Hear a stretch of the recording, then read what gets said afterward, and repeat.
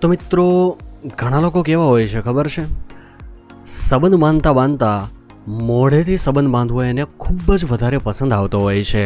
અને મોઢેથી સંબંધ બાંધતી વખતે કેટલીક વખત નીચેનું જે સફેદ પાણી છે એના મોઢાની અંદર ચાલ્યું જતું હોય છે અને એને પસંદ ના હોય તો થૂકી પણ નાખતા હોય છે અથવા અમુક લોકો પી પણ જતા હોય છે. બરાબર છે. તો આજના આ વિડીયોની અંદર આપણે ડિટેલની અંદર વાત કરવાના છીએ કે શું નીચેનું સફેદ પાણી, ચાહે તે છોકરાનું હોય કે પછી છોકરીનું હોય, શું તે પીવું જોઈએ કે પછી નહીં, તેનો સ્વાદ કેવો લાગે છે અને શું આપણે થૂકી નાખીએ તો ચાલે કે પછી પી જઈએ તો એનો કોઈ વાંધો આવે કે પછી નહીં. તો મિત્રો વિનંતી કરું છું કે વિડીયો જે છે એ આખો જોજો, વચ્ચેથી બિલકુલ સ્કીપ નહીં કરતા, કારણ કે ઇમ્પોર્ટન્ટ ઇન્ફોર્મેશન છૂટી જશે. અને શું તમે આ ચેનલ ઉપર નવા આવ્યા છો તો પછી વાટ શેની જોવો છો યાર, ફટાફટ ચેનલને સબસ્ક્રાઈબ કરી દો, બેલ આઇકનને પ્રેસ કરીને ઓલ આપી દો અને વિડીયોને વધુમાં વધુ શેર કરવાનું બિલકુલ નહીં ભૂલતા, કારણ કે આવા બધા પ્રકારનું આ નોલેજ જે છે એ આજના સમયની અંદર ખુલ્લેથી વાત કરી અને લેવું ખૂબ જ વધારે મહત્ત્વનું છે કે જેના વિશે કોઈ ખુલ્લેથી વાત નથી કરવા માંગતું.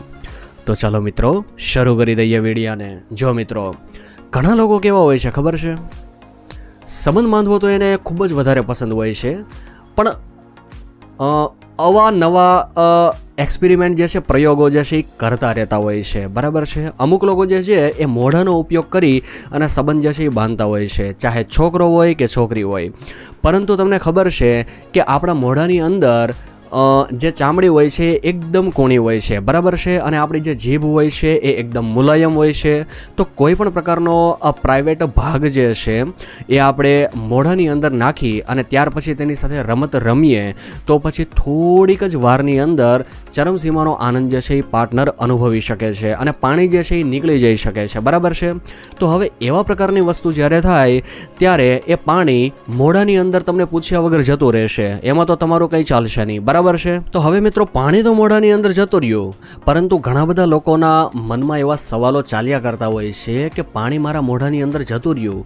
છોકરીઓ ખાસ કરીને એવા સવાલો જે છે એ કરતી હોય છે કે પાણી મારા મોઢાની અંદર જતું રહ્યું અને થોડું ઘણું જે છે એ મારા ગળા નીચે ઉતરી અને અન્નનળીમાંથી જતાં જતાં નીચે પણ વયો ગયું. બરાબર છે, પેટની અંદર. તો શું હું પ્રેગ્નેન્ટ થઈશ કે પછી નહીં? તો હું તમને અહીંયા જણાવી દઉં કે જે પાણી હોય ને, સફેદ પાણી, એ તમારા મોઢાની અંદર ચાલ્યું જાય તો થશે શું? એ સીધી વસ્તુ છે. જેવી રીતે તમે જ્યારે ખોરાક ખાવાનું જ્યારે ખાવશો ત્યારે એ અન્નનળીની અંદર જઈને પેટની અંદર જાય છે અને ત્યાર પછી તેનું પાચન થઈ જાય છે. સીધી વસ્તુ છે. તો તેવી જ રીતે મિત્રો જ્યારે સફેદ પાણી જે છે એ તમારા મોઢાની અંદર જાય છે તો એ મોઢાની અંદર ગયેલું સફેદ પાણી જે છે એ અન્નનળીની અંદર ઉતરે છે અને તમારા પેટની અંદર જે છે એ પચી જાય છે. બરાબર છે. શરીર જે છે એ તેને મળ દ્વારા બહાર કાઢી નાખે છે. તો મિત્રો બીજી વસ્તુ હું તમને જણાવી દઉં કે આપણે જે ખાવાનું ખાઈએ ને એ જે માર્ગ હોય છે, બરાબર છે, તો એ જઠર માર્ગ જે છે તેના તરીકે ઓળખવામાં આવે છે. માર્ગ જ આખો અલગ છે અને એક ગર્ભાશય જે છે એનો જે માર્ગ હોય છે તેને આપણે પ્રજનન માર્ગ તરીકે ઓળખીએ છીએ. બરાબર છે. તો એ પણ આખો અલગ જ હોય છે મિત્રો. તો સંબંધ બાંધવાનો જે રસ્તો હોય છે એ અલગ હોય છે. બરાબર છે. અને તમે જે ખાવાનું ખાવ છો એ માર્ગ જે છે એ રસ્તો આખો અલગ હોય છે.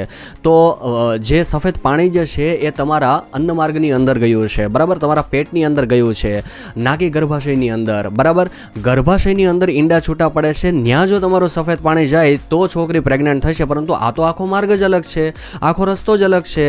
તો પછી એ પેટની અંદર જશે અને ત્યાં તેનું પાચન થઈ જશે અને ત્યાર પછી તમારા મળ દ્વારા એ શરીર તેને બહાર કાઢી નાખશે. મિત્રો સમજી ગયા તમે? કોઈ પણ પ્રકારની છોકરીઓ અહીંયા ટેન્શન લેવાની બિલકુલ જરૂર નથી. આ ઉપરાંત મિત્રો હું તમને જણાવી દઉં કે ઘણા બધા લોકો એવા હોય છે કે જે લોકો સાફ સફાઈ બિલકુલ રાખતા નથી. તો તમારે પ્રાઇવેટ પાર્ટની સાફ સફાઈ જે છે એ સારી રીતે તમારે મેન્ટેન કરીને રાખવી જોઈએ કે જેના કારણે સંબંધ બાંધતી વખતે કોઈ પણ પ્રકારનું તમને અંદર ગિલ્ટ ફીલ ના થાય અને ડિસજસ્ટિંગ ના લાગે, એટલે કે ખરાબ ના લાગે. બરાબર છે. આ ઉપરાંત અને બંને પાર્ટનરને પણ પસંદ જે છે એ આવશે સાફ સફાઈવાળા જે અંગો તમે રાખશો તો. બરાબર છે.